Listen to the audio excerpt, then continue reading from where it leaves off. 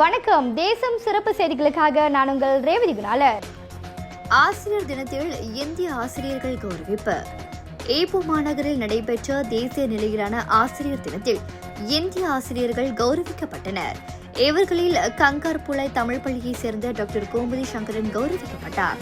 அறிவியல் பாட ஆசிரியராக பணியாற்றி வரும் நிலையில் தீவெட்துறையின் சிறந்த முன்னோடி ஆசிரியர் விருதான அனுகிரக குரு ஐகான் தீவெட் அவர் விருதை பெற்றார். வணக்கம், நான் முனைவர் கோமதி சங்கரன். நான் கங்கார்புழை தமிழ் பள்ளியில் ஆசிரியர். இந்த முறை இந்த ஆசிரியர் தின கொண்டாட்டத்தில் எனக்கு குரு ஐகான் தீவெட் என்ற ஒரு விருதில் நான் 2வது நிலையில் வெற்றி பெற்றிருக்கேன். உண்மையிலே இதில் எனக்கு ரொம்ப சந்தோஷம் என்னன்னா, தீவெட் என்பது செகண்டரி பள்ளிக்கூடத்தில் தான் இது அதிக முக்கியத்துவம் கொடுத்து செய்யக்கூடிய ஒரு பாடமாக இருக்கும். ஆனால் தமிழ் பள்ளியில் இந்த திட்டத்தை சிறந்த முறையில் நிலைநிறுத்தினால எனக்கு இந்த அவார்ட் நான் வின் பண்ணியிருக்கேன். ஸோ இந்த வகையில் தமிழ் பள்ளி ஆசிரியர்களுக்கு நான் இந்த விருதை சமர்ப்பிக்கின்றேன். இந்நிலையில் பினாங்கு டென்பி பள்ளியை சேர்ந்த டாக்டர் சதீஷா குணசாகரன் விருது பெற்றார். தனியார் பள்ளிகளில் சிறந்த சேவையாற்றியதற்காக சிறந்த தனியார் பள்ளி ஆசிரியர் குரு பர் விபவ ஸ்கோலா ஸ்வாஸ்தா விருதினை அவர் பெற்றார். அனைவருக்கும் வணக்கம். நான் முனைவர் சதீஷா குணசேகரன். நான் டென்பி இன்டர்நேஷ்னல் ஸ்கூல்லேருந்து வந்திருக்கேன்.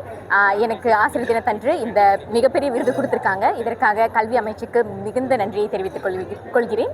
அனைத்து ஆசிரியர்களுக்கும் ஆசிரியர் தின வாழ்த்துக்கள். ஜோஹர் மாநில குலா இந்தாபுரா தொழிற்கல்வி மேல்நிலைப் பள்ளியை சேர்ந்த விக்னேஸ்வர லட்சுமணன் சிறப்பு கல்வி ஆசிரியராக பணியாற்றி வருகிறார். அவருக்கு சிறந்த சிறப்பு கல்வி ஆசிரியர் அனுகிரக குரு பர் விபவ பண்டிரிகன் ஹாஸ் விருது வழங்கப்பட்டது.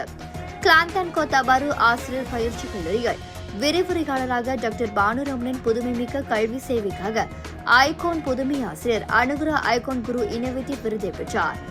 வணக்கம், என் பெயர் முனைவர் பானுரமணன். நான் கொத்தாபாரு ஆசிரியர் பயிற்சி கல்லூரியில் விரிவுரையாளராக வேலை செய்கிறேன். இந்த ஆசிரியர் தினத்தன்று கல்வி அமைச்சு கொடுத்த இந்த அங்கீகாரத்தை நினைத்து மிகவும் பெருமைப்படுகிறேன். வாய்ப்பு வழங்கிய அனைவருக்கும் நன்றி.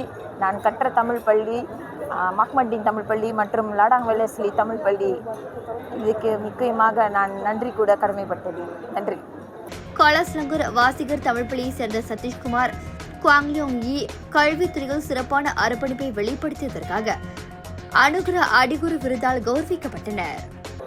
வணக்கம், நான் ஆசிரியர் சதீஷ்குமார் குவாங்லியோங் பேசுகின்றேன். வாகீசர் தமிழ் பள்ளியில் பணியாற்றுகின்றேன். தற்போது என்னுடைய ஆசிரியர் பணி 24 ஆண்டு காலமாகிவிட்டது. இந்த ஆசிரியர் தினத்தன்று, அதாவது 2026ஆம் ஆண்டு ஆசிரியர் தினத்தன்று எங்களுக்கு ஒரு பெரிய அங்கீகாரம் வழங்கப்பட்டுள்ளது. அதாவது இந்த அங்கீகாரம் என்பது அடிகுரு என்ற ஒரு அங்கீகாரம், அதாவது எல்லா துறைகளும் சிறந்து விளங்குகின்ற ஒரு ஆசிரியர்களுக்காக வழங்கப்படும் அங்கீகாரமாகும். ஆகவே இந்த அங்கீகாரத்திற்காக பள்ளியில் பணியாற்றக்கூடிய ஆசிரியர்கள், தலைமை ஆசிரியர்கள், மேலும் கல்வி இலாக்காலிருந்து எனக்கு உதவி புரிந்த அனைத்து உறுப்பினர்களுக்கும் இவ்வேளையில் நன்றியை தெரிவித்துக் கொள்கின்றேன். மேலும் இது மாணவர்களுக்காக நாங்கள் செய்யப்படுகின்ற ஒரு விஷயம்.